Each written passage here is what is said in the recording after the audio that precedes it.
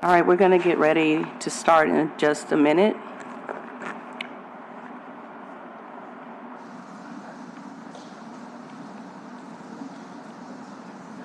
Good morning. Welcome to the third public meeting for Entergy New Orleans 2024 Integrated Resource Plan. My name is Bobby Mason, and I serve as Deputy Chief of the Council Utilities Regulatory Office. Present here today is Council Advisor Emma Hand, and on behalf of Entergy New Orleans, we have Keith Wood. By way of background, every 3 years, an Entergy New Orleans Integrated Resource Plan is produced, or IRP. This is the planning process by which Entergy assesses the resources available to meet the power supply needs of New Orleans. The IRP is produced following an open, transparent planning process through which all relevant resources are investigated. The resources considered include supply-side resources such as power plants and renewable resources, as well as demand-side resources, or programs that modify customer load, such as demand response programs, the Energy Smart Energy Efficiency Program, and energy storage.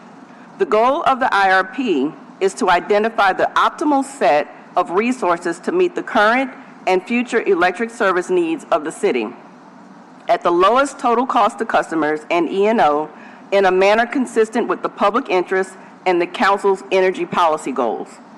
The expected combination of cost, reliability, risk, and uncertainty are all considered in this process. In this third public meeting, interested members of the public are allowed to make 2-minute comments or statements regarding Entergy's 2024 Integrated Resource Plan. However, please keep in mind that this meeting is being held pursuant to City Code Section 158-431B, and as such, while the Council desires the public to be heard in this matter, no parts of the statements made or evidence adduced at this hearing shall in legal terms form, and such matter shall not form, the basis of any Council decision in a contested proceeding. No member of the public who presents or submit comments here today as a member of the public and not as a party of record shall be compelled to submit to cross-examination under an instanter subpoena. Anyone who wished to comment here today regarding Entergy's 2024 IRP, we ask that you please fill out a comment card, and your name will be called in the order in which it was submitted. Council members and members of the public will be able to view this meeting via the Council's website and rebroadcast on Channel 6. Thank you. I'm going to turn it over to Emma Hand, who's going to just give us a few opening remarks. Thank you. Good morning, everybody, and thank you very much for taking the time to be here. It is very important to hear what the members of the public think about Entergy's resource planning, and so we are very interested in hearing your comments. As Bobby noted, the meeting is being recorded and will be able to be viewed by council members and the public.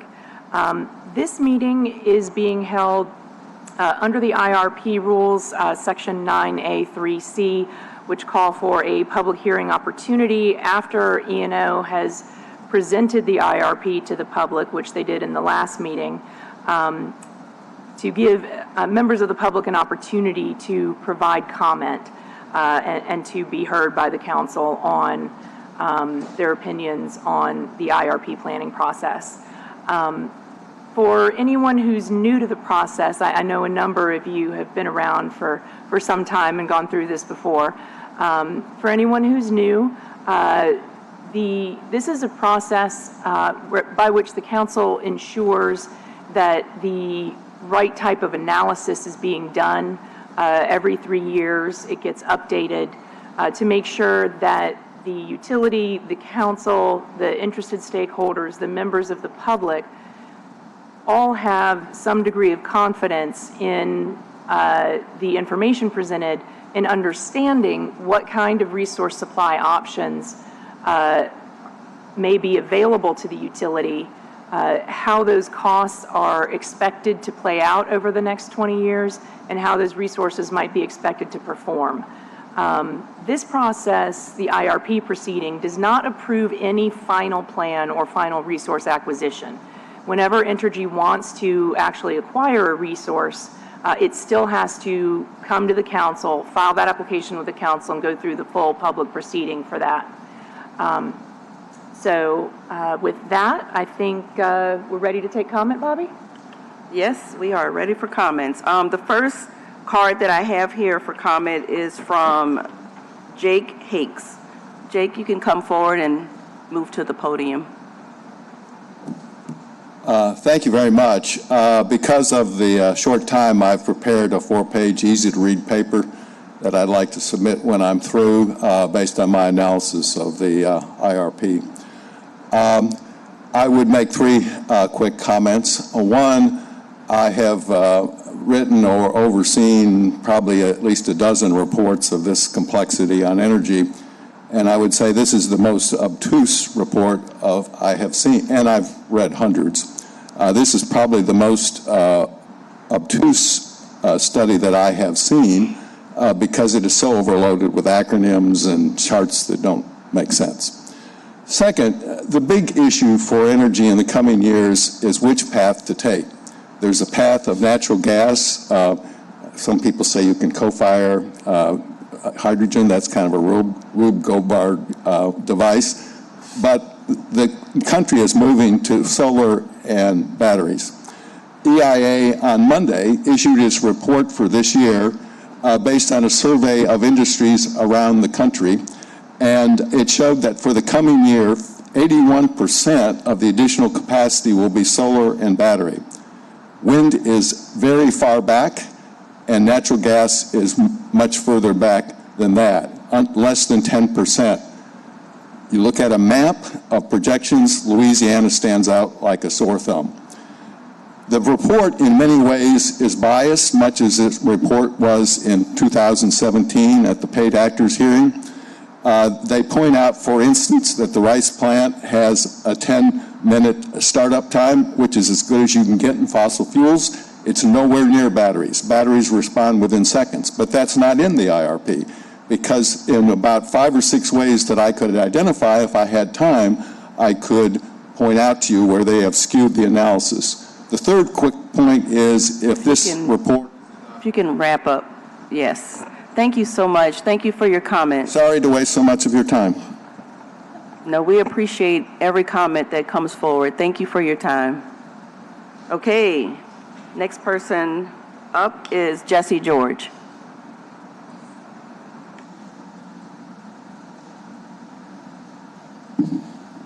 Jesse George on behalf of the Alliance for Affordable Energy. Of course, we'll be submitting more formal comments on March 10th, but just a few points. ENO's IRP models indicate that its compliance with the Renewable and Clean Portfolio Standard is the cheapest way to produce electricity for its customers. And the Council should consider strengthening the RCPS, for instance, by creating a carve-out for locally generated renewable energy and implementing consolidated billing for community solar to encourage greater adoption and deployment of renewable energy in the city. The Council should also require robust demand-side management programs that give providers the certainty necessary to sustain a thriving local economy for efficiency and distributed energy services. And I know that we have a technical conference on this tomorrow. But in future IRP cycles, as it has done in the past, the Council should commission its own independent demand-side management potential study to provide a contrast to ENO's. Next, ENO is dependent on fossil gas for approximately 58% of its generation. Mr. Hayes commented on this. Fossil gas prices are volatile and trending upward. The Council should require a rapid shift away from fossil gas generation. And finally, ENO is modeling for hydrogen co-firing and or 100% hydrogen generation without providing any estimate of hydrogen fuel costs or sources.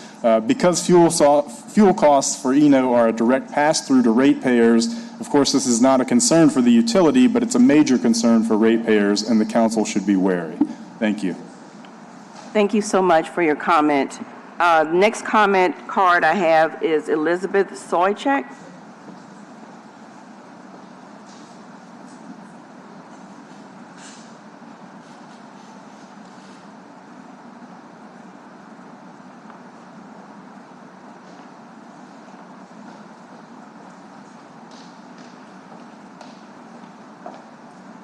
Hi, good morning. Good morning. I'm Elizabeth Soychak with Climate Reality Project, Greater New Orleans chapter, and also 350 New Orleans. And 350 New Orleans was super active in participating in the for the writing of the RCPS, the Renewable Portfolio Clean Standard.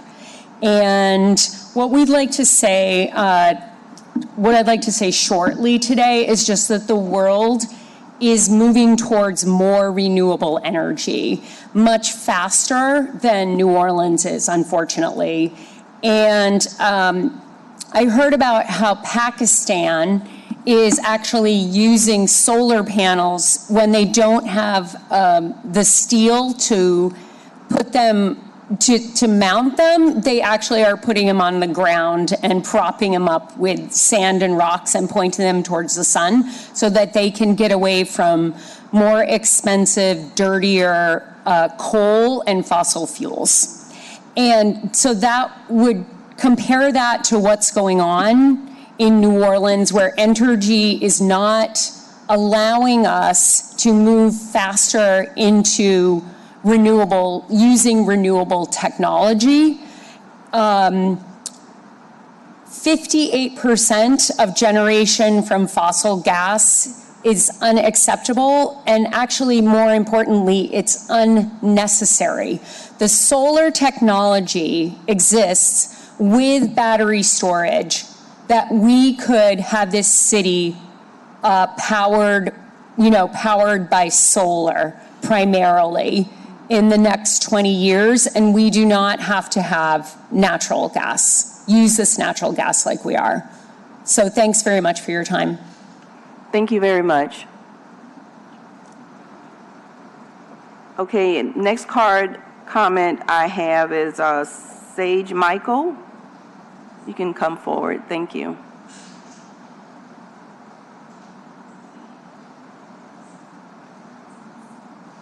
Thank you. I'm Sage Michael with Healthy Golf. I just want to echo comments of my constituents. Let's make a just transition away from investing into natural gas. Solar is the way to go. We're not saying that's the ultimate solution. There are other aspects for us, wind, that we can also tap into. At one meeting, they say a comment was say that one community member say, over my dead body, I'll get rid of my gas stove. Because, growing up in New Orleans, when the lights went out, we had our gas stove. But unbeknownst to a lot of our community members, all that gas burning in our communities was polluting our airs. And a lot of that don't really count into the health of our community members when we're exposed to what we call natural gas, methane gas. And also, the buck has passed these same community members, the costs. A lot of these elders who bear that cost and that volatile cost while these profits go to private entities. I say let's really look into divesting away from what we call natural gas. And it's ironic that, council just moved to sell off the natural gas distribution to a private entity who promises to make a headquarters in New Orleans. That's going away from goals that council really committed to itself. How can we say let's divest away from and make commitments to community on one end, then we're making sales and more investments on another end? That's contradictory. So while we have this opportunity to look at how we resource our city, let's move into and tap into more solar.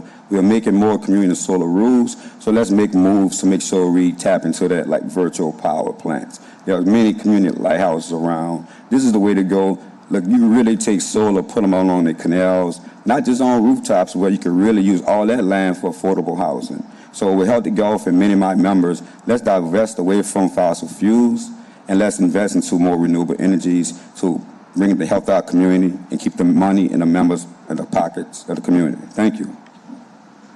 Thank you very much. The next speaker we have is Katie Miner. Come on up.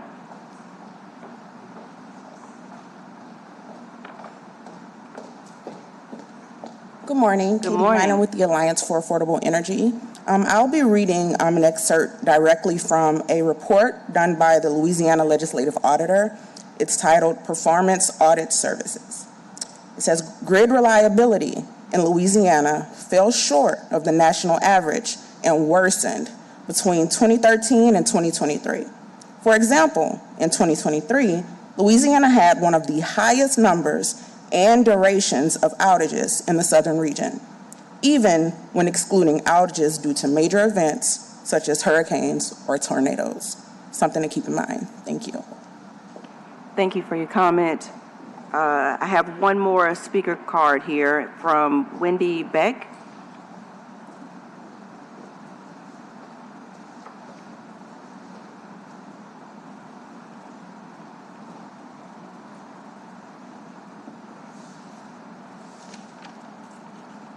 Good morning. My name is Wendy Beck. I'm here today representing the Deep South Center for Environmental Justice. Entergy's 2024 Integrated Resource Planning process shows heavy reliance on natural gas for power generation, which leaves consumers vulnerable to the price volatility inherent in natural gas markets. A diverse generation portfolio that is equipped to handle high energy demand, coupled with robust energy efficiency programs, is essential for safeguarding our community, city, and utility against market instability and extreme weather. The financial, environmental, health, and safety risks associated with fossil gas and hydrogen generation facilities must be realistically evaluated and considered. Relying on state and federal funding or reimbursements is not upfront. These make them prohibitively expensive.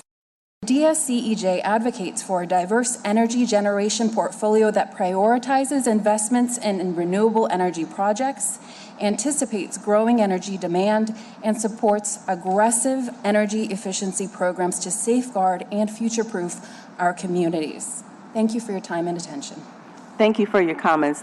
Thank everyone for their comments in the room here. I'm going to take some time now to read in some online comments that we received.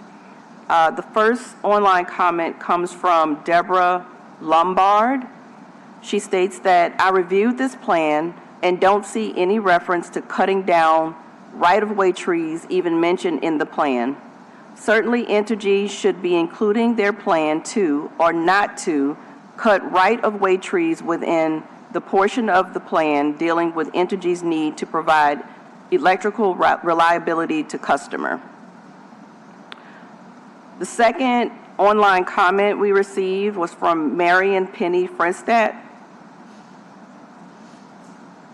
She states, thank you for the opportunity to comment on the 2024 Integrated Resource Plan. In general, the plan presented is very difficult for an educated layperson to understand. In addition, it is difficult to evaluate the output of the proprietary models. Future models should be transparent. However, it is clear that the models are based on gas dominance. For example, slide 14 presents 5 types of gas alternatives as opposed to only one solar type. Slide 17 gives a gas price forecast without noting that, by contrast, sun and wind fuel is free. Also, since LNG is being exported, domestic gas prices will continue to soar. On slide 28, we see that all 3 scenarios, the RCPS compliance strategy yields the lowest total relevant supply cost. This suggests that the RCPS approach is superior. I understand that aeroderivative CT, slide 14, means mixing oxygen H2 with methane as a fuel source. The burden of proof is on Entergy to show that this form of energy is viable. Minimally, an entire new infrastructure for H2 management will be required. In conclusion, the favoring of gas over renewables once again demonstrates that Entergy is slow walking the inevitable road to renewable dominance. We have one more online comment. Jody Malani, she reads, it reads, Dear New Orleans City Council, I'm writing to you as a concerned social justice leader in New Orleans and a realtor specializing in green building, historic housing, and sustainable living. I know that the decisions made in the 2024 Integrated Resource Planning process will affect my friends, client, and church families' energy bills and determine how resilient the city's energy system is to future challenges. I urge the Council to ensure that Entergy New Orleans 2024 Integrated Resource Plan prioritizes affordability and considers all available resources to meet our energy needs, including cost-effective options like energy efficiency and renewable energy. New Orleanians are in an energy crisis. In 2023, roughly 1 in 5 New Orleans residents had their lights turned off because they were unable to pay their energy bill. They all deserve better.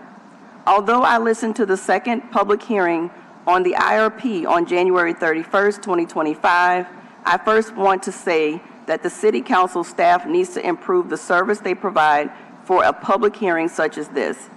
I venture to guess that most members of the public who are participating are not utility engineers, and we need the staff to help us translate the highly technical presentation that Entergy gives so it can be understood and thus more transparent. Second, the staff cut off the time for taking questions, making the process less helpful and more frustrating. For these reasons, I rely heavily on my friends at the Alliance for Affordable Energy to translate what I am hearing and provide an opportunity for open discussion of the issues with the public, including some other experts on investor-owned utilities and/or renewable energy resources of fuel. Based on my understanding of Entergy's proposed IRP, I concur with the Alliance on these points. The IRP models indicate that Entergy's compliance with the Renewable and Clean Portfolio Standard, RCPS, is the cheapest way to produce electricity. The Council should consider strengthening the RCPS example by creating a carve-out for locally generated renewable energy and implementing consolidated billing for community solar to encourage greater adoption of renewable energy. This appears to be all of the online comments that we have received. I'm just checking here just to make sure.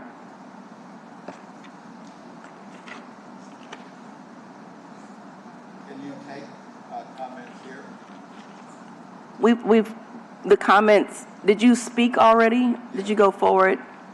Can I submit a written? Oh yeah, you can bring your written paper forward. Just grab that for them.